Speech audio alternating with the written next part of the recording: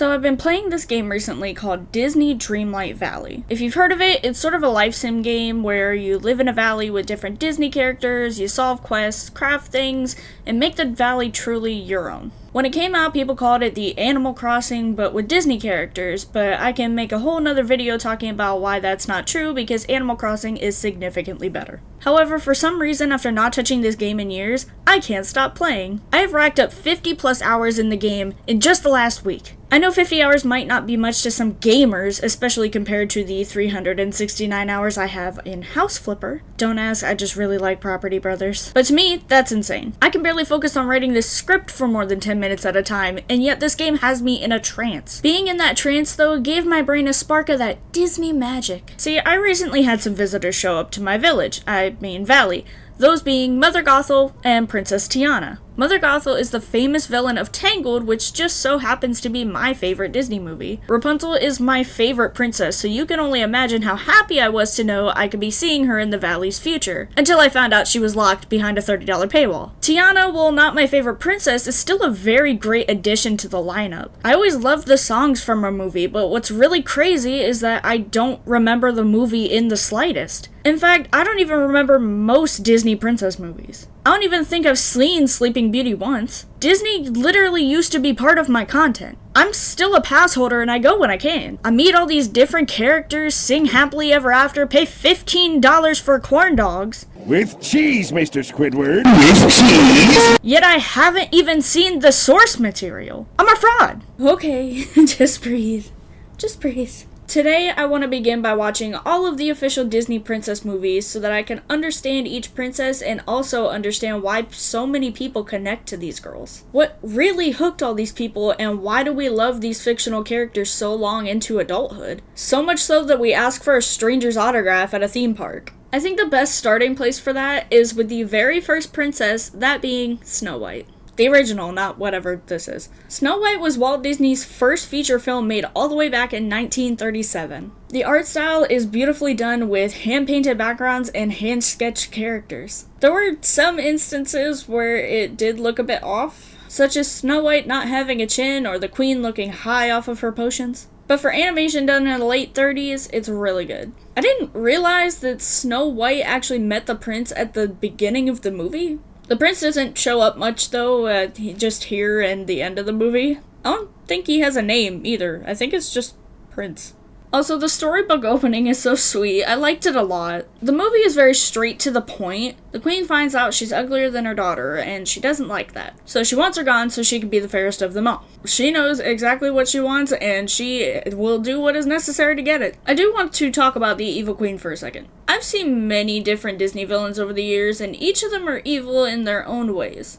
The queen, however, is one of the most ruthless. She wants to be the prettiest, and sees that her own child is in the way of that, so she just basically says, I want her dead, go kill her. And then she wants the huntsman to carve out the heart out of Snow White's body as proof, so she can just have it lying around. Like, that's actually fucked up. Even the Once Upon a Time version of the evil queen is mellowed out after a while. She even mentions, and correct me if I'm wrong on this, but finding the prince and burning him at the stake. This doesn't happen, thankfully.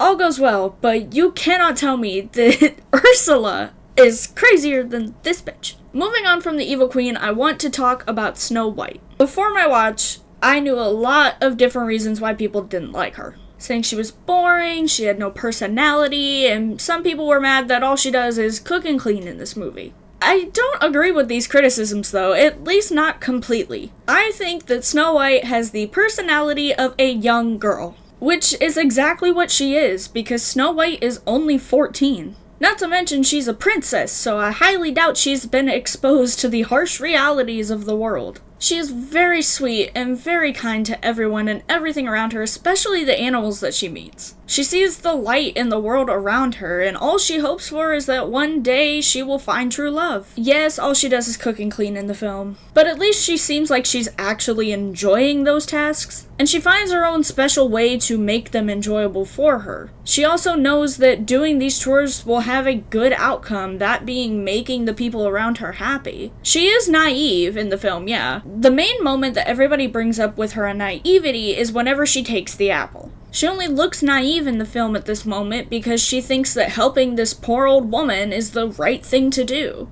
Not to mention, she doesn't take the apple immediately. She looks visibly worried the first time she gets approached by the queen. Snow White is not a boring character at all. She just isn't given some grand story or adventure to follow. She is quite literally just a girl.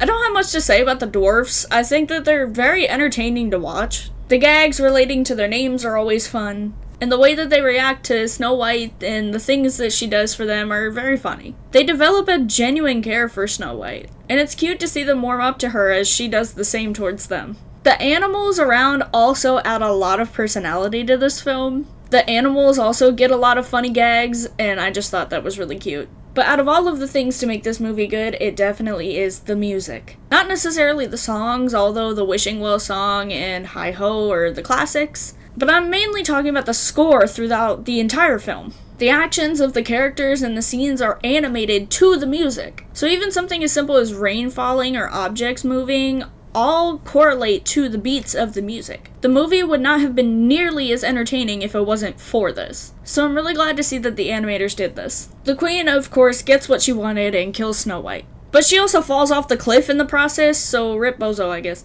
After this, the movie gives us some random explanation text that basically says the rumor of the girl in the glass coffin has been heard by other people and it got to the prince. Which is kind of rushed.